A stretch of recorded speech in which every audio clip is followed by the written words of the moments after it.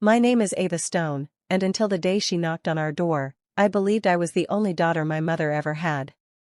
I remember the moment vividly, the sharp clang of the doorbell echoing through the marble hallway, the quiet hush that followed, like the house itself had sensed what was coming.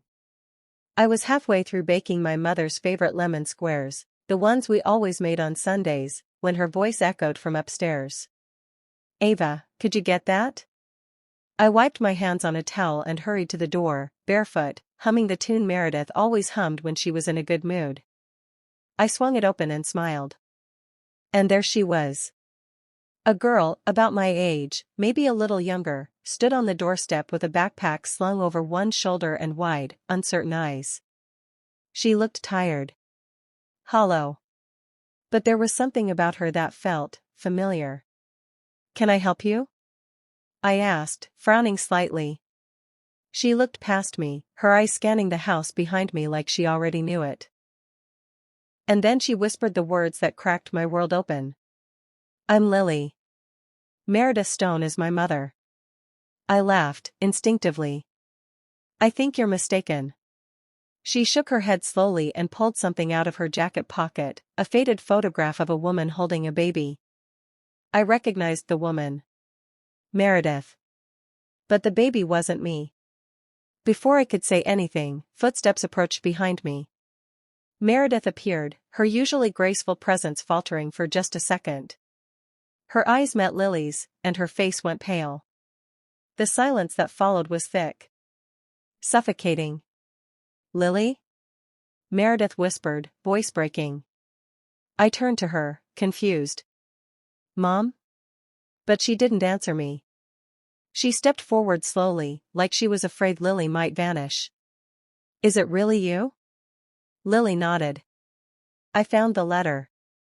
The one you left at the group home. It had this address." And that's when I saw it, something I had never seen before in Meredith's eyes. Guilt. That night, our house felt colder. I sat on the edge of my bed, the lemon squares forgotten in the oven, my mind running through every moment I'd shared with Meredith, every bedtime story, every scraped knee kiss, every whispered "I love you." Who was Lily? Why hadn't I ever heard of her? And why did Meredith look like she'd seen a ghost? I got up, quietly, and crept to her study. It was locked, always locked. But tonight, it wasn't. The door creaked open slowly. Inside, papers lay scattered across the desk. My eyes landed on a phone, Meredith's, left carelessly beside a glass of wine. A message was still open. Unknown number. "You said you didn't want her back. What changed?" My heart sank. She knew. She always knew. The next morning, the house felt like it belonged to strangers. Meredith barely looked me in the eye. She floated from room to room like a ghost, brushing off questions, her lips sealed with secrets. And Lily? She had made herself comfortable. Too comfortable. She was wearing my old hoodie, one I hadn't seen in years, and Meredith had cleared the guest room for her without asking me.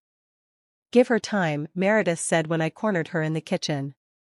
"She's been through so much." "And I haven't?" I snapped. She flinched. "This isn't a competition, Ava." But it was. And I was losing.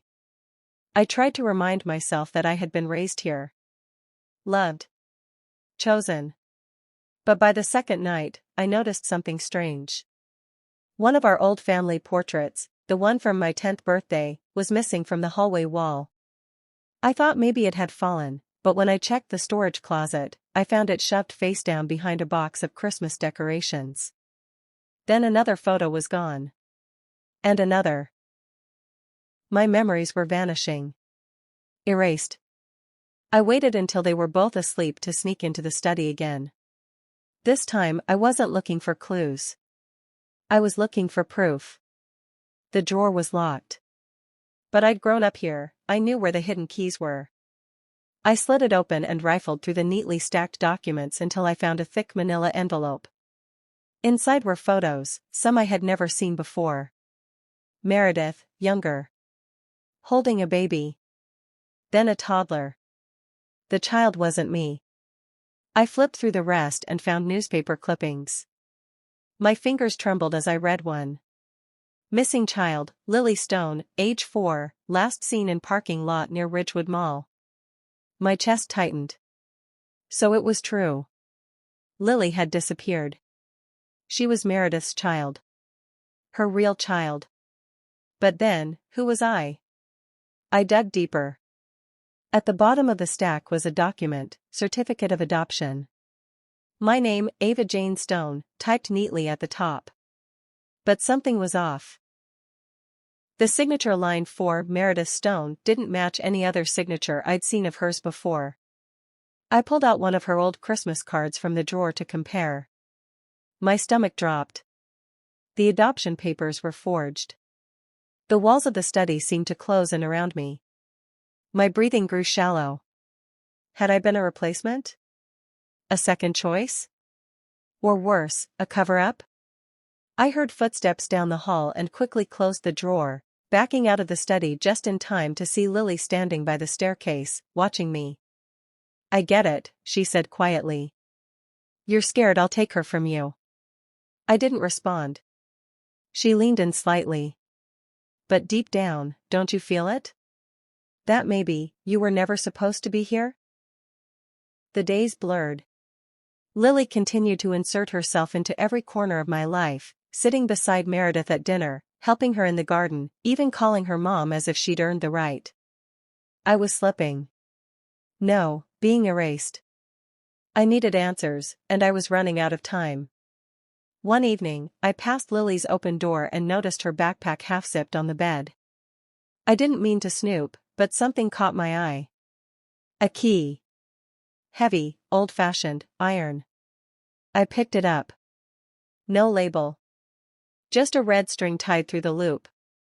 Before I could process it, footsteps approached. I shoved the key into my pocket and slipped out of the room. That night, when the house fell silent, I stood outside the locked basement door.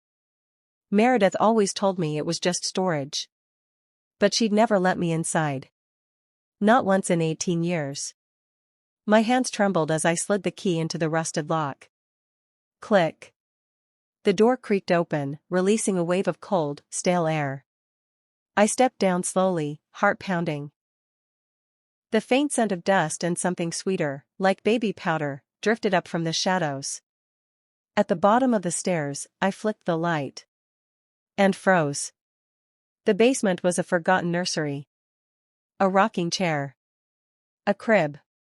Faded wallpaper with stars and clouds. On a nearby shelf, a dusty music box played a broken lullaby when I touched it. In the corner was a storage trunk. Inside, baby clothes, toys, old photographs, and a box labeled AJ. My initials. Hand shaking, I opened it. Drawings. Stick figures labeled me and Mommy. A broken locket. And a letter, crinkled, yellowed, addressed in Meredith's handwriting. To the daughter I couldn't keep. I swallowed hard and opened it. Dear Anna Jane. If you're reading this, it means you've found the truth before I could say it out loud. I'm sorry. I never wanted it this way. You came to me by accident, but I loved you by choice. When Lily disappeared, I was broken. Empty. I searched everywhere. And when the agency called about you, just a toddler, abandoned at a shelter, I thought maybe fate had sent me another chance. I told myself I was saving you. Maybe I was. But I never thought I'd have to choose between the two of you. Forgive me. Please. I love you both. But only one of you remembers. Mom. Anna Jane. Not Ava. That was my name before her. I stumbled backward, the letter crumpling in my hand. As I turned to leave, I tripped on something buried beneath a blanket. A small pink suitcase. I unzipped it, and nearly screamed. Inside were tiny clothes stained with something brown and crusted. A ragged teddy bear. And an old photograph of me. With someone else. A woman I didn't recognize, but whose eyes looked just like mine. Chapter twist. Behind me, the music box stopped. And from the top of the basement stairs, Lily's voice floated down. "You shouldn't be here." I spun around. Lily stood at the top of the stairs, backlit by the hallway light, her arms crossed. Her expression wasn't angry. It was calm. Too calm. "I asked you something," she said softly. "Why are you down there?" I clutched the crumpled letter to my chest and slowly climbed the steps. My voice barely rose above a whisper. "I could ask you the same thing. Why do you have the key?" Her lips curved into a slight smile. "Because she gave it to me. She said I'd understand in time." We stood inches apart now, secrets thrumming between us. "Understand what?" I asked. "That she's not who either of us thought she was." That night, I didn't sleep. My mind reeled, replaying every word of Meredith's letter, every flicker of truth I'd been too blind to see. I couldn't shake the image of the woman in that photograph from the pink suitcase. My real mother? If Meredith hadn't adopted me legally, then who was I, really? I decided to find out. The next day, while Meredith and Lily were out, I drove to the local pharmacy. I bought 2 DNA kits, one for me, one I'd steal from Lily. It wasn't hard. She left her toothbrush on the sink. I mailed them off. Then I waited. 5 torturous days later, the email arrived. I locked myself in my room and clicked the link. Results. Lily Stone, enogenetic relation. Meredith Stone, enogenetic relation. I blinked. No relation? Not even a partial match? That couldn't be. Meredith had raised me. Lily was supposed to be her daughter. I dug deeper into the ancestry section and gasped when a match popped up. Parent match found, Miranda Collins, 99.9%. I recognized the name. It was on the back of the photograph in the suitcase. My mother. But Miranda Collins had died 13 years ago, in a car crash. I scrolled down, and my world shattered. Next of kin, ward of state. Child removed from wreckage. Name unknown. They were talking about me. I stumbled out of the room, shaking. Meredith had found me, after the crash. She never adopted me. She stole me. She had lied. Not just about Lily. About everything. Later that night, I confronted her. Meredith sat by the fireplace, a glass of wine in her hand, Lily beside her like a shadow. "I know the truth," I said. Her eyes met mine. Tired. Empty. She didn't even flinch. "You always wanted to know who you were," she said quietly. "Now you do." "You kidnapped me," I whispered. "No," she said, standing up. "I saved you. I loved you. But you had a daughter." She turned to Lily, who stood now too, confused. "I did. But Lily isn't her." I froze. "What?" Meredith's hand trembled. "Lily isn't Lily." My world tilted.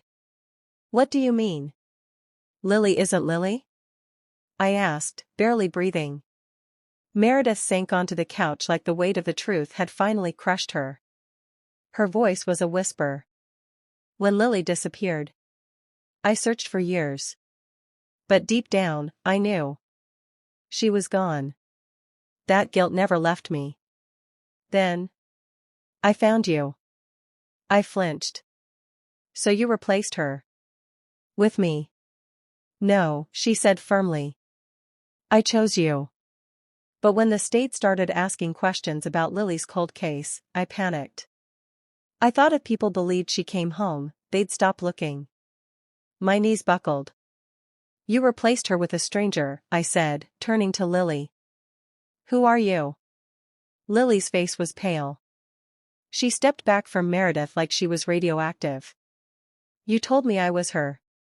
You made me change my name." Meredith's eyes filled with tears. "You needed a home. And I needed forgiveness. From the world." From myself. Lily pulled away, horrified. You promised me I was your daughter. Meredith sobbed. You were the daughter I never had. The one who said yes. The one who stayed. My stomach twisted. So neither of us were her blood. But we both lived our lives like we were. It hit me then. We were just mirrors. One girl raised in a lie. One girl becoming one. In the days that followed, everything unraveled. Lily left that night, not even saying goodbye. I later found out she filed a police report. Meredith was questioned. Hard. But since I was never officially reported missing, just listed as a ward of the state, no charges stuck. Still, she changed after that. Quiet. Smaller. As if she'd finally run out of masks. One day, I sat across from her at breakfast, both of us silent. Then I spoke. Why didn't you ever tell me? About Miranda. About who I really was? Her voice cracked. Because I knew, once you knew the truth, you'd stop loving me. I didn't reply. Because in that moment, I didn't know if she was wrong. Epilogue. Months passed. I tracked down Miranda Collins' sister. My aunt. She lived 2 states over. When she saw me, she cried. You look just like her, she whispered. For the first time in my life, someone looked at me and knew me. Later that night, I stood in front of the mirror, holding a photo of Miranda. My name is Ava Jane, I said slowly. But I was born Anna Jane Collins. And I was never lost. Just misplaced. She raised me like a daughter. But I had to find out who I really was. By watching her choose someone else.